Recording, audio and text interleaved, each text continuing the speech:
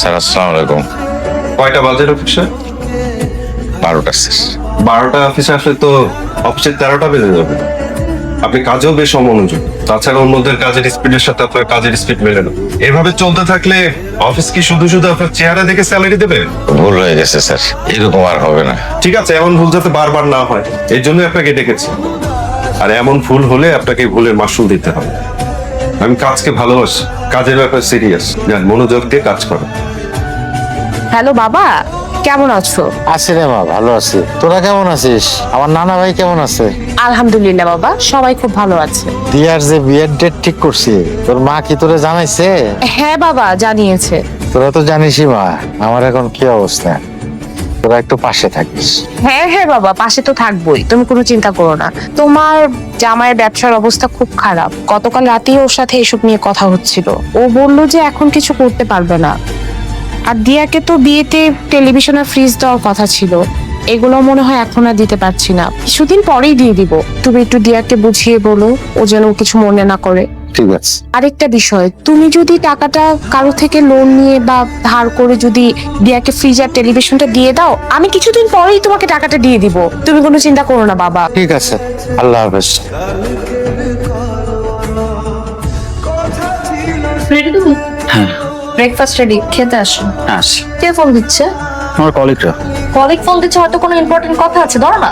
Important কিছু না, আহা, ফোন দিয়ে যাচ্ছে, ফোনটা ধরো।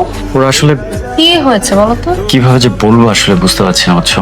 আমার কলিগরা সব সময় বলা বলি করে, শ্বশুর বাড়ি থেকে এটা পাইছে, ওইটা দিছে, আমাকে জিজ্ঞেস করে ফেলছে তুই তো নতুন বিয়ে করছিস, তোরে কি দিছে। আমি কি বলি বলো তো, এই টপিকটাতে কমফোর্টই না।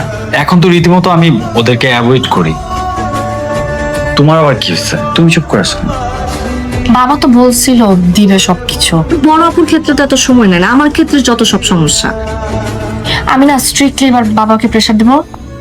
দেখো, সংসারটা তোমার, এই সংসারে কি লাগবে না লাগবে সেটা তুমি ভালো বুঝো। আমি আমার নিজের জন্য তো কিছু চাইছি না। সো তোমার জিনিস তুমি কি আমার কাছ থেকে নেবে না তোমার বাবার কাছ থেকে নেবে, সেটাও তোমার ডিসিশন। সো আমি যেটা বলি সেটা হচ্ছে নিজের জিনিস, আবার বাবাও দিতে চাইছে। সো নিজের জিনিস যত তাড়াতাড়ি সম্ভব নিয়ে নিলে ভালো। আজকে বাবার সাথে কথা বলবো, আমি 1 সপ্তাহের মধ্যে তাকে সবকিছু দেওয়ার কথা বলবো। আমি জানি না কিভাবে দিবে, কোত্থেকে দেবে। তোমার জন্য এই ঝামেলাটা সৃষ্টি হয়েছে। তোমার অমতে বিয়েটা দিয়েছি বলে তাই এমনটা করছো, তাই না? কি সব উল্টা পাল্টা কথা বলো তুমি? কোনো উল্টাপাল্টা কথা বলছি না, যা বলছি একদম ঠিকই বলছি। সুমনের সাথে দিয়ার বিয়েটা যখন দিয়েছি তখনই তুমি রাজি ছিলে না, এই জন্য দায় ছাড়া ভাবে মেয়ের বিয়েটা দিয়েছো। মেয়ের সুখ শান্তি নিয়ে কি তোমার একটু চিন্তা ভাবনা হয় না? আচ্ছা, আমি কি চাবো যে আমার মেয়ে বিয়ের পর তার সংসারে অশান্তিতে থাকুক?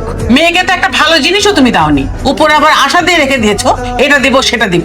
অশান্তি যদি না চাইতে তাহলে কি এমনটা করতে পারতে? আজকে আমার মেয়ের এই অবস্থার জন্য তুমিই দায়ী। আচ্ছা, তুমি কি একটু আমাকে বোঝার চেষ্টা করবে না? হ্যাঁ, আমার মেয়েকে বিয়ে দিতে গিয়ে আমার কতগুলো টাকা পয়সা খরচ হচ্ছে।